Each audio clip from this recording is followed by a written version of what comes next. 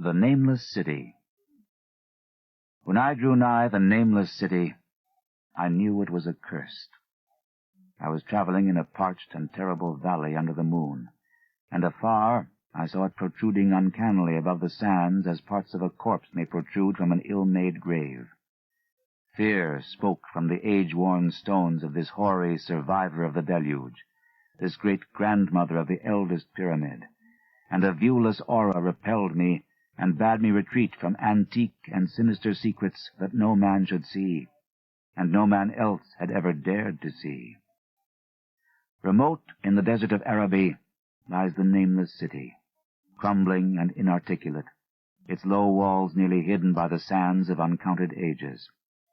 It must have been thus before the first stones of Memphis were laid, and while the bricks of Babylon were yet unbaked. There is no legend so old as to give it a name, or to recall that it was ever alive, but it is told of in whispers around campfires, and muttered about by granddames in the tents of sheiks, so that all the tribes shun it without wholly knowing why.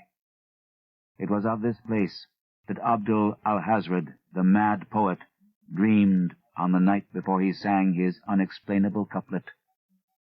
That is not dead which can eternal lie, and with strange eons even death may die. I should have known that the Arabs had good reason for shunning the Nameless City, the city told of in strange tales but seen by no living man. Yet I defied them, and went into the untrodden waste with my camel. I alone have seen it, and that is why no other face bears such hideous lines of fear as mine, why no other man shivers so horribly when the night wind rattles the windows. When I came upon it in the ghastly stillness of unending sleep, it looked at me, chilly from the rays of a cold moon amidst the desert's heat. And as I returned its look, I forgot my triumph at finding it, and stopped still with my camel to wait for the dawn. For hours I waited, till the east grew gray and the stars faded, and the gray turned to roseal light edged with gold. I heard a moaning, and saw a storm of sand stirring among the antique stones, though the sky was clear and the vast reaches of the desert still.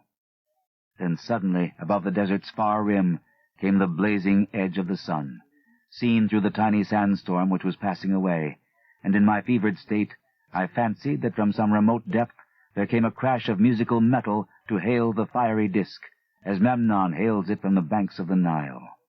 My ears rang, and my imagination seethed, as I led my camel slowly across the sand to that unvocal stone place, that place too old for Egypt and Meroe to remember, that place which I alone of living men had seen.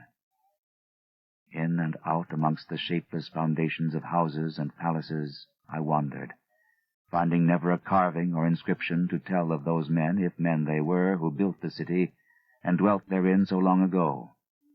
The antiquity of the spot was unwholesome, and I longed to encounter some sign or device to prove that the city was indeed fashioned by mankind. There were certain proportions and dimensions in the ruins which I did not like.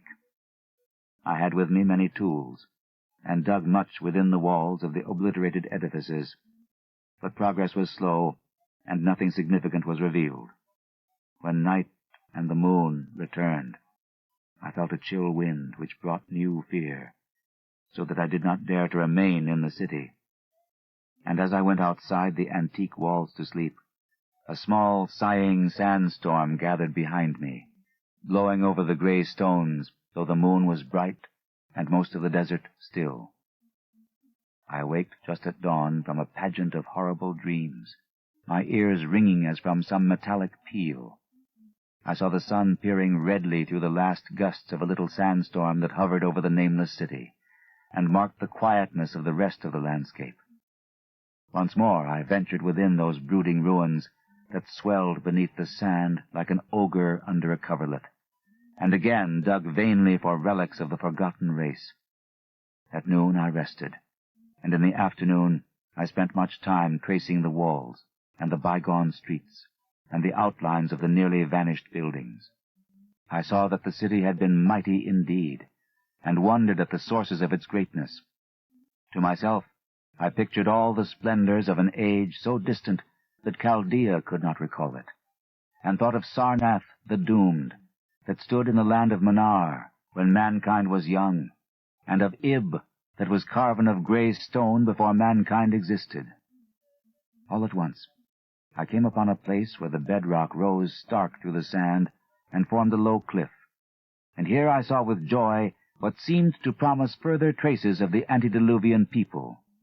Hewn rudely on the face of the cliff were the unmistakable facades of several small, squat rock houses or temples, whose interiors might preserve many secrets of ages too remote for calculation, though sandstorms had long since effaced any carvings which may have been outside.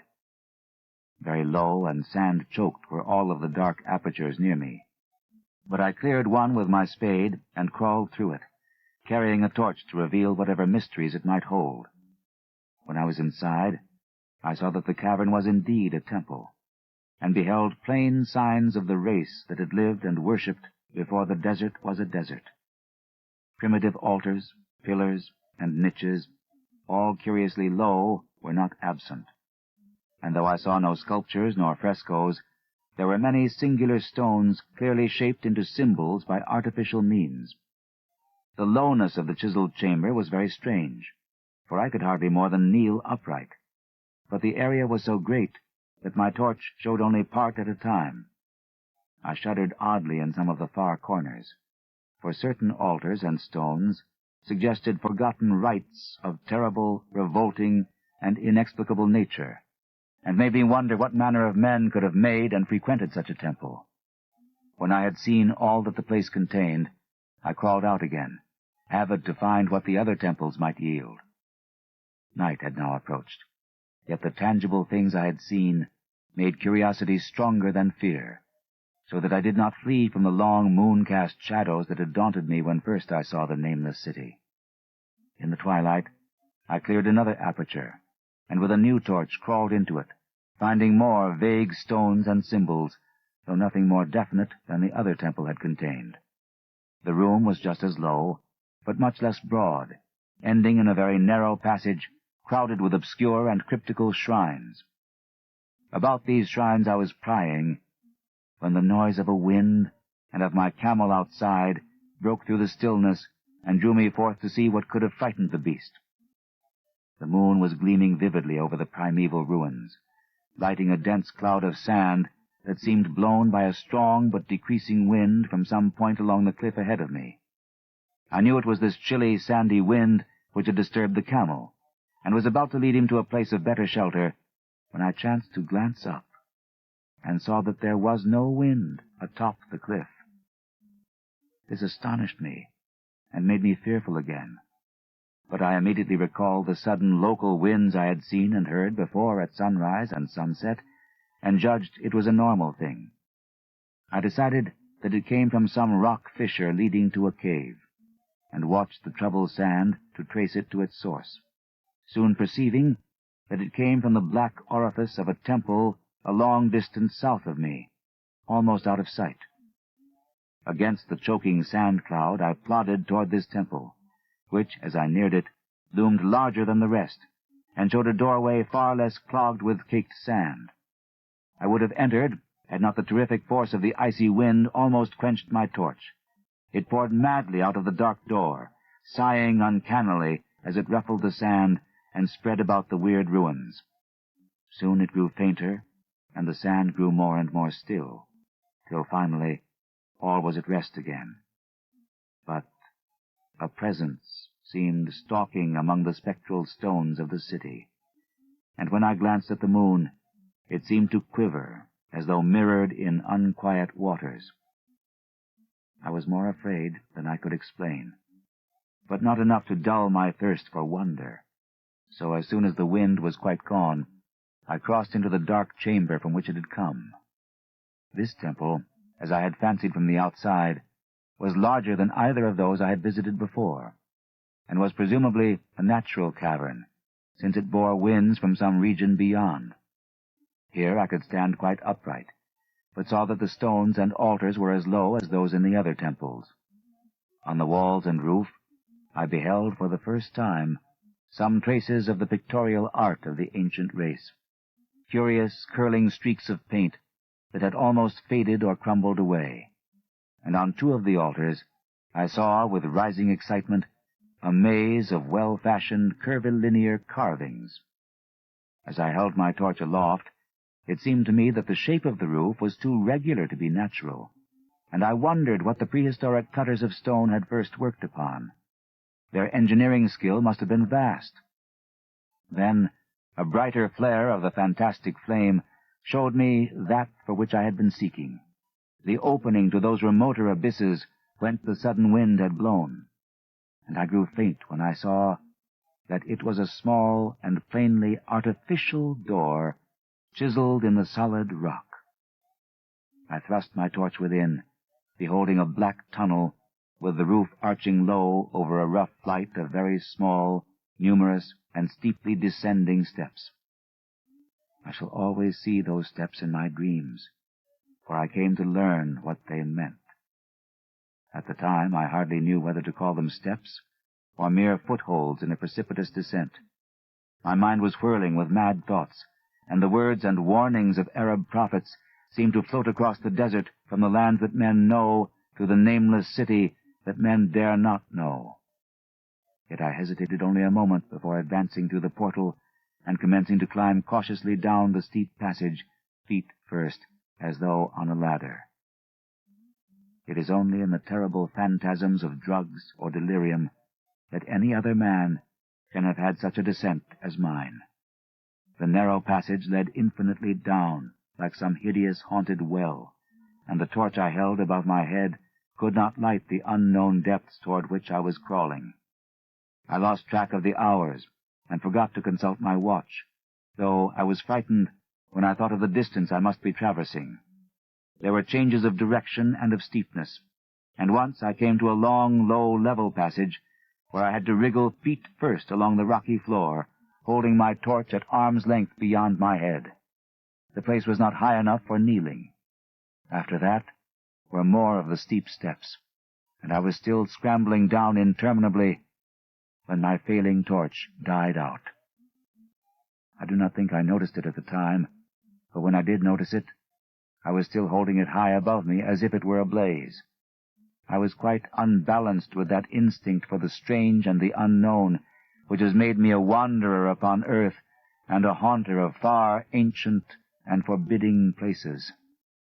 In the darkness there flashed before my mind fragments of my cherished treasury of demoniac lore, sentences from Al-Hazred, the mad Arab, paragraphs from the apocryphal nightmares of Damascius, and infamous lines from the delirious Images du Monde of Gautier de Metz. I repeated queer extracts, and muttered of Afrasiab and the demons that floated with him down the Oxus, later chanting over and over again a phrase from one of Lord Dunsany's tales, the unreverberate blackness of the abyss. Once, when the descent grew amazingly steep, I recited something in sing-song from Thomas Moore, until I feared to recite more. A reservoir of darkness, black as witches' cauldrons are, when filled with moon drugs in the eclipse distilled. Leaning to look if foot might pass down through that chasm, I saw beneath, as far as vision could explore, the jetty sides as smooth as glass, looking as if just varnished o'er with that dark pitch the sea of death throws out upon its slimy shore. Time had quite ceased to exist when my feet again felt a level floor, and I found myself in a place slightly higher than the rooms in the two smaller temples, now so incalculably far above my head. I could not quite stand, but could kneel upright, and in the dark I shuffled and crept hither and thither at random. I soon knew that I was in a narrow passage, whose walls were lined with cases of wood, having glass fronts. As in that Paleozoic and abysmal place, I felt of such things as polished wood and glass. I shuddered at the possible implications. The cases were apparently ranged along each side of the passage at regular intervals, and were oblong and horizontal, hideously like coffins in shape and size. When I tried to move 2 or 3 for further examination, I found they were firmly fastened. I saw that the passage was a long one, so floundered ahead rapidly in a creeping run that would have seemed horrible had any eye watched me in the blackness, crossing from side to side occasionally to feel of my surroundings and be sure the walls and rows of cases still stretched on. Man is so used to thinking visually that I almost forgot the darkness and pictured the endless corridor of wood and glass in its low-studded monotony as though I saw it. And then, in a moment of indescribable emotion, I did see it. Just when my fancy merged into real sight, I cannot tell, but there came a gradual glow ahead, and all at once I knew that I saw the dim outlines of the corridor and the cases, revealed by some unknown subterranean phosphorescence. For a little while, all was exactly as I had imagined it, since the glow was very faint. But as I mechanically kept on stumbling ahead into the stronger light, I realized that my fancy had been but feeble. This hall was no relic of crudity like the temples in the city above, but a monument of the most magnificent and exotic art. Rich, vivid, and daringly fantastic designs and pictures formed a continuous scheme of mural painting whose lines and colors were beyond description. The cases were of a strange golden wood, with fronts of exquisite glass, and contained the mummified forms of creatures outreaching in grotesqueness the most chaotic dreams of man. To convey any idea of these monstrosities is impossible. They were of the reptile kind, with body lines suggesting sometimes the crocodile, sometimes the seal, but more often nothing of which either the naturalist or the paleontologist ever heard. In size, they approximated a small man, and their forelegs bore delicate and evidently flexible feet, curiously like human hands and fingers. But strangest of all were their heads, which presented a contour violating all known biological principles. To nothing can such things be well compared. In one flash, I thought of comparisons as varied as the cat, the bulldog, the mythic satyr, and the human being. Not Jove himself had so colossal and protuberant a forehead, yet the horns, and the noselessness, and the alligator-like jaw placed the things outside all established categories. I debated for a time on the reality of the mummies, half suspecting they were artificial idols, but soon decided they were indeed some Paleologian species which had lived when the Nameless City was alive.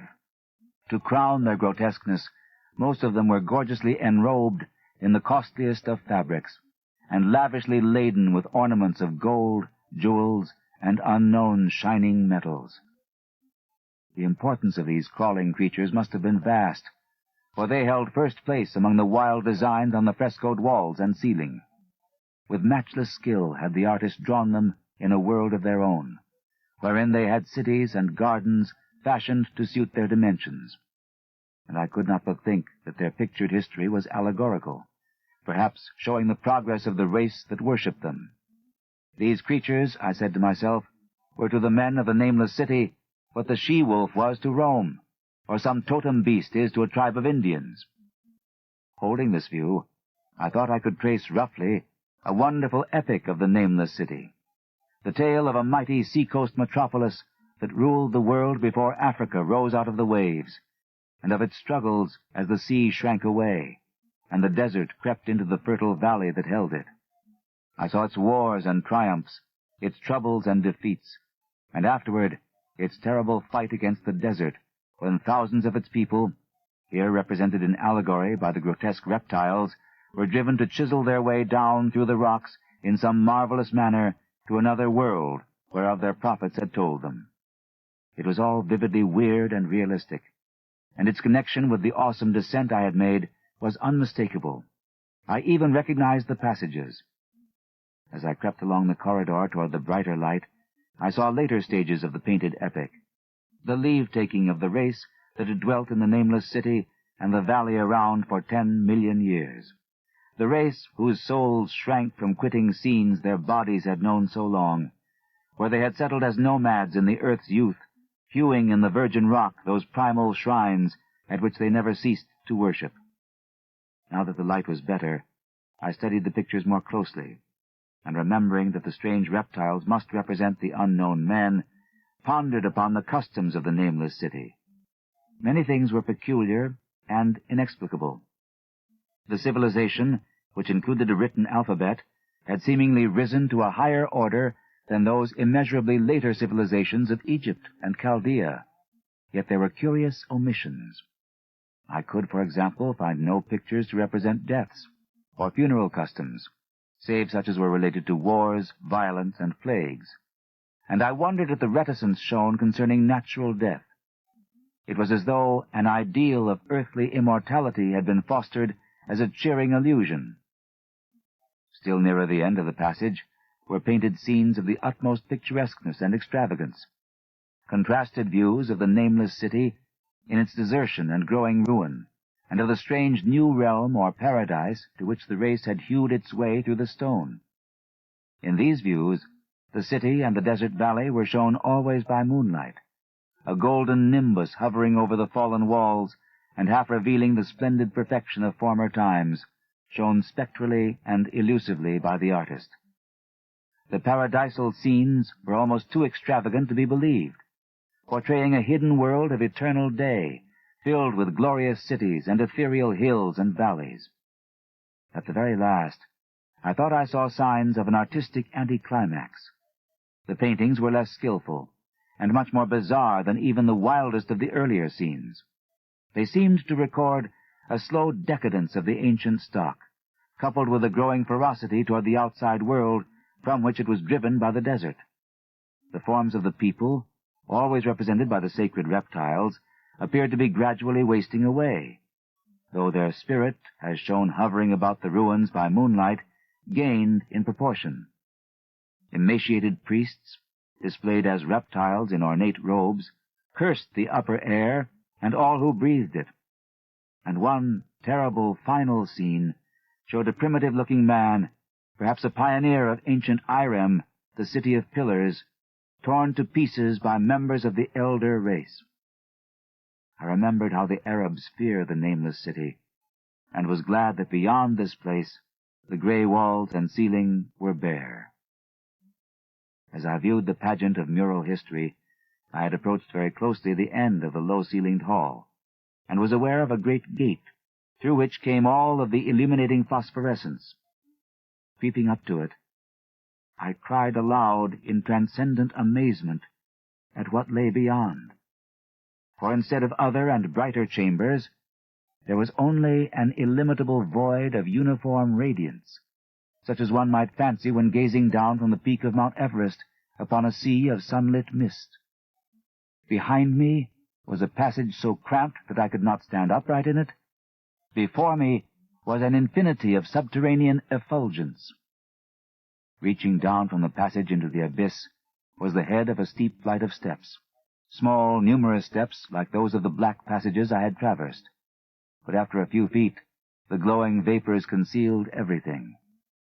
Swung back open against the left-hand wall of the passage was a massive door of brass, incredibly thick and decorated with fantastic bas-reliefs, which could, if closed, shut the whole inner world of light away from the vaults and passages of rock. I looked at the steps, and for the nonce dared not try them. I touched the open brass door, and could not move it. Then I sank prone to the stone floor, my mind aflame with prodigious reflections which not even a death-like exhaustion could banish. As I lay still with closed eyes, free to ponder, many things I had lightly noted in the frescoes came back to me with new and terrible significance. Scenes representing the Nameless City in its heyday, the vegetation of the valley around it, and the distant lands with which its merchants traded. The allegory of the crawling creatures puzzled me by its universal prominence, and I wondered that it should be so closely followed in a pictured history of such importance. In the frescoes, the Nameless City had been shown in proportions fitted to the reptiles. I wondered what its real proportions and magnificence had been, and reflected a moment on certain oddities I had noticed in the ruins.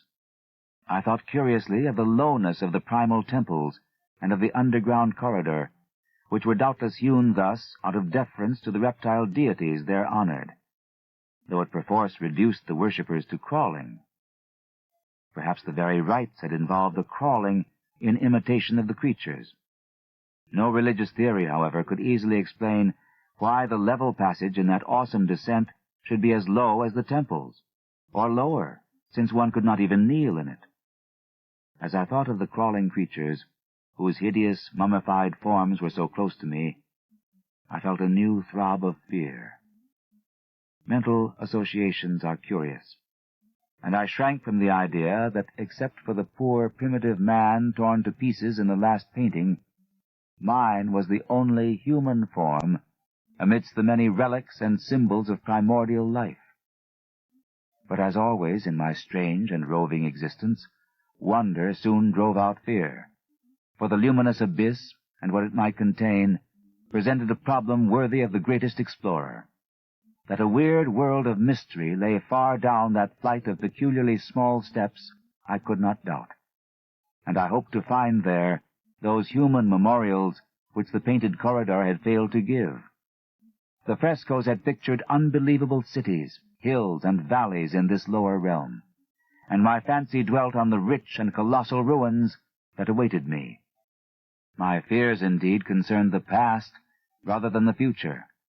Not even the physical horror of my position in that cramped corridor of dead reptiles and antediluvian frescoes, miles below the world I knew, and faced by another world of eerie light and mist, could match the lethal dread I felt at the abysmal antiquity of the scene and its soul. An ancientness so vast that measurement is feeble seemed to leer down from the primal stones and rock-hewn temples in that nameless city, while the very latest of the astounding maps in the frescoes showed oceans and continents that man has forgotten, with only here and there some vaguely familiar outline.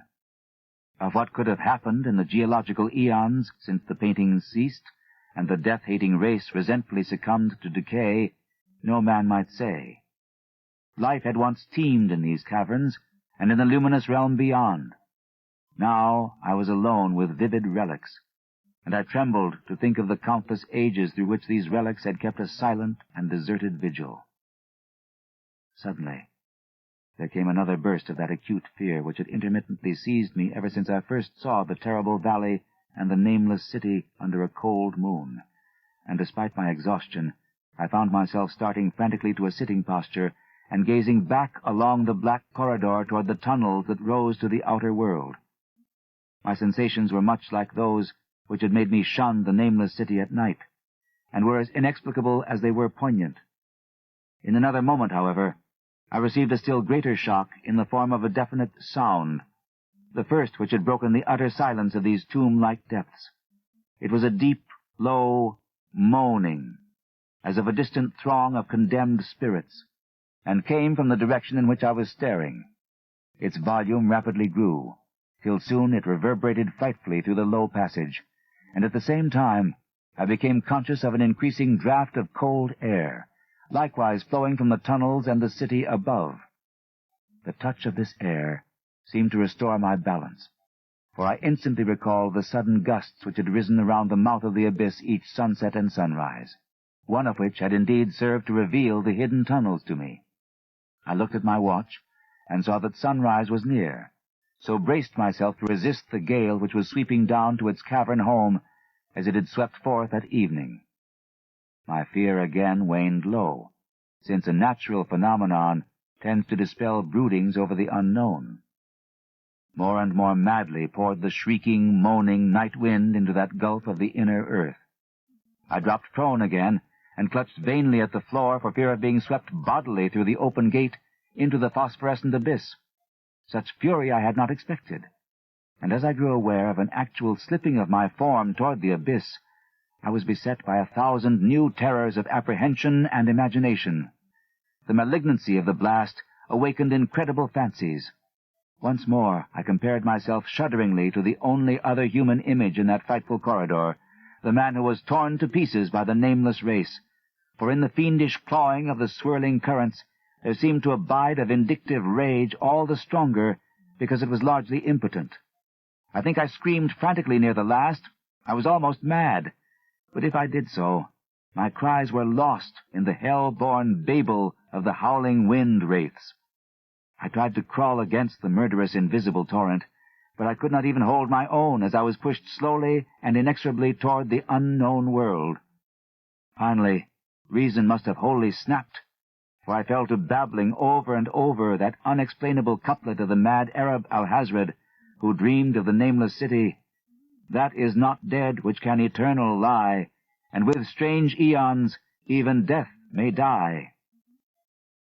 Only the grim, brooding desert gods know what really took place, what indescribable struggles and scrambles in the dark I endured, or what Abaddon guided me back to life, for I must always remember and shiver in the night wind till oblivion or worse claims me. Monstrous, unnatural, colossal was the thing, too far beyond all the ideas of man to be believed, except in the silent, damnable small hours when one cannot sleep. I have said that the fury of the rushing blast was infernal, cacodemoniacal, and that its voices were hideous with the pent-up viciousness of desolate eternities.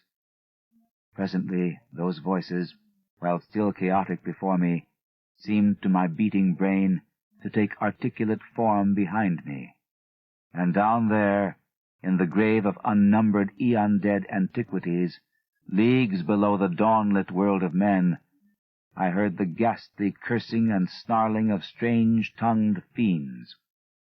Turning, I saw outlined against the luminous ether of the abyss what could not be seen against the dusk of the corridor, a nightmare horde of rushing devils, hate-distorted, grotesquely panoplied, half-transparent, devils of a race no man might mistake, the crawling reptiles of the Nameless City. And as the wind died away, I was plunged into the ghoul-peopled blackness of earth's bowels, for behind the last of the creatures, the great brazen door clanged shut with a deafening peal of metallic music, whose reverberations swelled out to the distant world to hail the rising sun, as Memnon hails it from the banks of the Nile.